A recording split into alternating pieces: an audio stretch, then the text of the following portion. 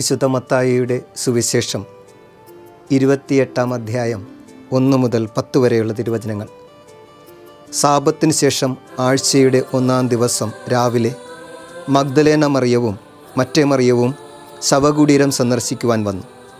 അപ്പോൾ വലിയ ഒരു ഭൂകമ്പമുണ്ടായി.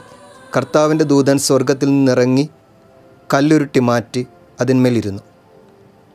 അവൻ്റെ രൂപം മിന്നൽ പിണർ പോലെ ആയിരുന്നു, വസ്ത്രം മഞ്ഞുപോലെ വെളുത്തതും. അവനെക്കുറിച്ചുള്ള ഭയം നിമിത്തം കാവൽക്കാർ വിറപൂണ്ട് മരിച്ചവരെ പോലെയായി.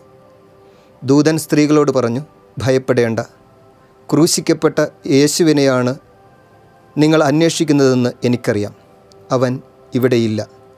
താൻ അരുളിച്ചെയ്തതുപോലെ അവൻ ഉയർപ്പിക്കപ്പെട്ടു. അവൻ കിടന്ന സ്ഥലം വന്നു കാണുവിൻ.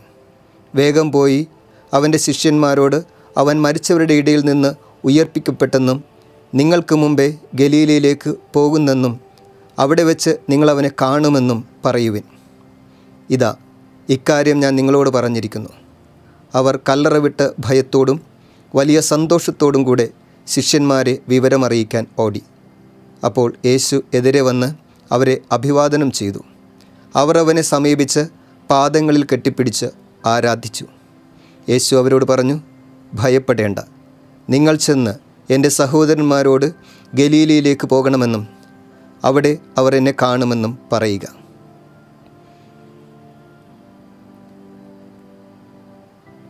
കുരിശിന് താഴെ ഈശോയുടെ മരണത്തെ വിശ്വസിക്കുകയും പ്രത്യാശയോടെ ഈ കുരിശിന് താഴെ ആയിരിക്കുകയും ചെയ്യുന്ന പ്രിയപ്പെട്ടവരെ, ഇന്ന്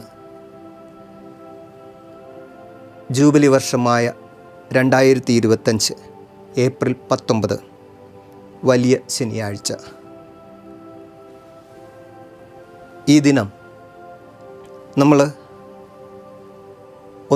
നമ്മളെ തന്നെ ശാന്തമാക്കുകയാണ്. ക്രിസ്തുവിൻ്റെ ഉത്ഥാനത്തിനു വേണ്ടി പ്രത്യാശയോടെ കാത്തിരിക്കുന്നവരാണ് നമ്മളെല്ലാവരും.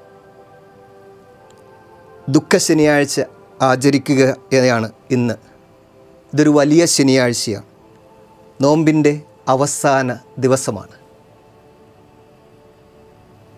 എന്താണ് വലിയ ശനിയാഴ്ച? ഇത് നമ്മളിൽ കൊണ്ടുവരുന്ന സുവിശേഷ ചിന്തകൾ എങ്ങനെയാണ്? മത്തായിയുടെ സുവിശേഷത്തിൽ 27, 62, 66 വരെ തിരുവചനങ്ങളിലാണ് ഈ ശനിയാഴ്ച കാവൽ നിൽക്കുന്ന അവസ്ഥയും ശിഷ്യഗണങ്ങൾ വിശ്രമവും സാപത്തുമായി കഴിയുകയും രാജാവായ ഈശോ പാതാളം സന്ദർശിക്കുകയും ചെയ്യുകയാണ്. നമ്മൾ നമ്മുടെ വിശ്വാസ പ്രമാണത്തിൽ പറഞ്ഞു വയ്ക്കുന്നുണ്ട്, അവിടുന്ന് മരിച്ച് പാതാളത്തിൽ ഇറങ്ങി. ഈ ഇറങ്ങിയിരുന്ന് ഈശോ ഈ പാതാള സന്ദർശനം നടത്തുകയാണ്.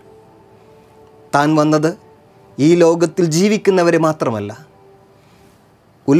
ഉൽപ്പത്തി മുതൽ തൻ്റെ പ്രപഞ്ചത്തിൻ്റെ മനുഷ്യരുടെ ആരംഭം മുതൽ ഭൂമിയിലേക്ക് പാതാളത്തിലേക്ക് അടക്കപ്പെട്ടവരെ പോലും രക്ഷിക്കുവാനായിട്ടാണ് ഈശോനാഥൻ ഈ ലോകത്തിലേക്ക് ഇറങ്ങി വരിക. ഈ പാതാള സന്ദർശനം എൻ്റെ രാജാവ് ഉറങ്ങുകയാണ്. മൃതരായിട്ടുള്ളവരെല്ലാം അവിടുന്ന് സന്ദർശിക്കുകയാണ്. നമുക്കറിയാമോ, കത്തോലിക്ക സഭയുടെ മതബോധന ഗ്രന്ഥമായ CCCയിൽ 633 ഖണ്ഡികയിലാണ് ഇതിനെക്കുറിച്ച് പറയുക. ക്രിസ്തു മരിച്ചപ്പോൾ എന്ത് സംഭവിച്ചുവെന്നത്. മൃതനായ മിശിഹ ഇറങ്ങിയ മൃതരുടെ വാസസ്ഥലത്തെ വിശുദ്ധ ഗ്രന്ഥം പാതാളം എന്ന് വിളിക്കുന്നു. ഹീബ്രുവിൽ ഇത് ഷിയോൾ എന്നും ഗ്രീക്കിൽ ഹെദസ് എന്നും വിളിക്കുന്നു. അവിടെയുള്ളവർക്ക്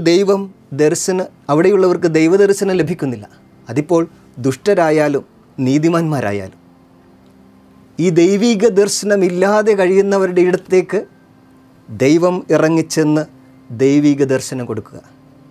634 നമ്മൾ വീണ്ടും കാണുന്നുണ്ട്, മരിച്ചവരോട് പോലും സുവിശേഷം പ്രഘോഷിക്കപ്പെടുവാൻ ക്രിസ്തു പാതാളത്തിലേക്ക് ഇറക്കപ്പെട്ടുവെന്ന്.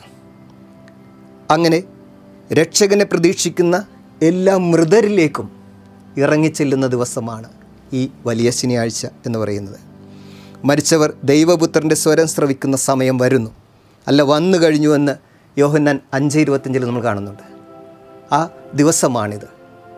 ഇത് നമുക്കൊത്തിരിയേറെ സന്തോഷിക്കേണ്ട ഒരു ദിവസം കൂടിയാണ് എന്നുള്ളതാണ്.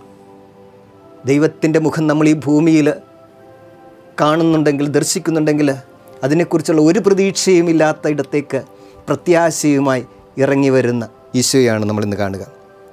അപ്പോൾ ഭൂമി വിറക്കുകയും നിശ്ചലമാവുകയും ചെയ്തു. കാരണം ദൈവം ശരീരത്തിൽ ഉറങ്ങുകയും ലോകാരംഭം മുതൽ ഉറങ്ങിയവരെ ഉണർത്തുകയും ചെയ്യുന്ന ഈ രാത്രി നമുക്ക് നമ്മുടെ പാതാളത്തിൽ തടവുകാരാക്കപ്പെട്ട എല്ലാ പ്രിയപ്പെട്ടവരെയും നമുക്ക് ഓർക്കാം. മരിച്ചുപോയിട്ടുള്ള എല്ലാവരെയും ഓർത്ത് പ്രാർത്ഥിക്കാം. കുടുംബത്തിൽ, നമ്മുടെ സമൂഹത്തിൽ, ഈ ലോകത്തിൽ നമുക്കറിയാവുന്നവരും അറിഞ്ഞുകൂടാത്തവരുമൊക്കെ ആയിട്ടുള്ള എല്ലാവരെയും ഒന്ന് പ്രാർത്ഥിച്ച് ഈശോയുടെ ഈ ഉറക്കത്തിലേക്ക് ചേർത്ത് വയ്ക്കുവാനായിട്ട്, അവനോടൊപ്പം പ്രത്യാശയിൽ കാത്തിരിക്കുന്ന നമുക്ക് അവനോടൊപ്പം ഈ പ്രിയപ്പെട്ടവരും ഉദ്ധാനം ചെയ്യുവാനായിട്ട് നമുക്ക് പ്രാർത്ഥനയോടെ അവരെ സമർപ്പിക്കാം. നമുക്കറിയാം, യുദ്ധങ്ങളിൽ മരിച്ചുപോയവർ, അപകടങ്ങളിൽ മരിച്ചു പോയിട്ടുള്ളവർ, ആത്മഹത്യ ചെയ്തിട്ടുള്ളവർ, പെടുമരണങ്ങൾ പെട്ടുപോയവർ, കലാപങ്ങളിലും പ്രളയങ്ങളിലും പകർച്ചവ്യാധികളിലും മറ്റു ഭൂകമ്പങ്ങളിലുമൊക്കെ, പ്രകൃതി ദുരന്തങ്ങളിലുമൊക്കെ മരിച്ചു പോയിട്ടുള്ള നമ്മുടെ പ്രിയപ്പെട്ടവർ, ആരും പ്രാർത്ഥിക്കുവാനും ഓർക്കുവാനും ഇല്ലാത്തവർ, നമ്മുടെ തന്നെ പ്രിയപ്പെട്ടവർ, ജീവിത പങ്കാളി, മാതാപിതാക്കൾ, മക്കൾ, സഹോദരങ്ങൾ, അയൽക്കാർ, സുഹൃത്തുക്കൾ, സഹപ്രവർത്തകർ, സഹപാഠികൾ ഒക്കെ ആയിട്ടുള്ള മരിച്ചു പോയിട്ടുള്ള നമ്മുടെ പ്രിയപ്പെട്ടവരെയൊക്കെ ഒന്നോർക്കാനായിട്ട് ഈ നല്ല രാത്രി നമ്മളെ ഓർമ്മപ്പെടുത്തുകയും ക്ഷണിക്കുകയും ചെയ്യാണ്. അപ്പോൾ ജീവൻ്റെ വിനാഴികയിലായിരുന്ന ഈ ദുഃഖശനി നമുക്കും ലോകം മുഴുവനും ജീവദായകമാകട്ടെ എന്ന് നമുക്ക് പ്രാർത്ഥിക്കാം. ഈ വലിയ ശനിയാഴ്ച, അത് കറുത്ത ശനിയാഴ്ച, സന്തോഷത്തിൻ്റെ ശനിയാഴ്ച ഫലദായകമാകാൻ വേണ്ടി നമുക്ക് പ്രാർത്ഥിക്കാം. വാതിൽ അടഞ്ഞവനല്ല ക്രിസ്ത്യാനി എന്ന് പറയുക. പ്രത്യാശയോടെ കാത്തിരിക്കുന്ന, ഒരാത്മഹത്യയിലേക്ക് പോകാനോ ജീവിതം അവസാനിപ്പിക്കുവാനോ എല്ലാം തീർന്നു എന്ന നിരാശയിലോ ഭയത്തിലും കഴിയുവാനുള്ളവനല്ല ക്രിസ്ത്യാനി. ഈ രാത്രി നമ്മൾ ദൃഢമായി കാത്തിരിക്കുകയാണ് പിളർപ്പിൻ്റെ തിരുനാളിന് വേണ്ടി.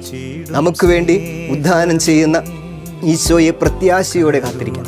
ജീവിതത്തിൽ ഏത് പരാജയത്തിലൂടെ നീ കടന്നുപോയതായിക്കോട്ടെ, നിന്റെ ജീവിതത്തിൽ ഇനി ആർക്കും രക്ഷിക്കാൻ കഴിയില്ല എന്ന കുറ്റബോധത്തിൽ കഴിയുന്നവരായിക്കോട്ടെ, ഒരു റെയിൽവേ ട്രാക്കിൻ്റെ മുമ്പിലോ ഒരു കയറിന് മുന്നിലോ ഒരു അല്പം ഗുളികകളുടെ മുമ്പിലോ മരുന്നുകളുടെ മുമ്പിലോ അവസാനിപ്പിക്കാനുള്ളതല്ല എൻ്റെ ജീവിതം. പ്രത്യാശയോടെ കാത്തിരിക്കുന്നവനെ നമുക്ക് വേണ്ടി മരിച്ച് ഉദ്ധാനം ചെയ്യുന്ന ഈശോയിലേക്ക് നമ്മെ തന്നെ വിട്ടുകൊടുക്കുവാൻ, നിന്റെ വിജയം എന്നിൽ പതിക്കട്ടെ എന്ന പ്രാർത്ഥനയോടെ ഈ രാത്രി നമുക്ക് നിദ്രയിലാകാം. ഈശോയോടൊപ്പം നമുക്കും സുഖനിദ്ര പ്രാപിക്കാം. ദൈവം നിങ്ങളെ പ്രത്യാശയുടെ ഒരു ദിനത്തിലേക്ക്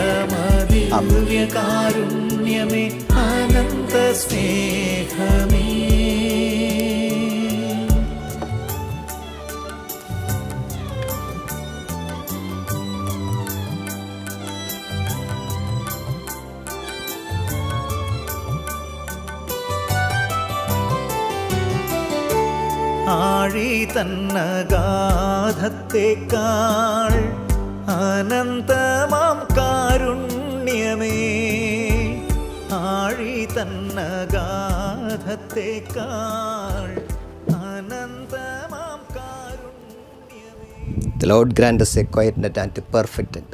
Amen. കരുണ തൻ കയർ പിടിച്ച് നയിച്ചിടും സ്നേഹമേ, ദിവ്യകാരുണ്യ സ്നേഹമേ, പരിശുദ്ധ സ്നേഹമേ, പരിശുദ്ധ പരമദിവ്യകാരുണ്യമേ, അനന്ത സ്നേഹമേ, പരിശുദ്ധ പരമദിവ്യകാരുണ്യമേ, അനന്ത സ്നേഹമേ.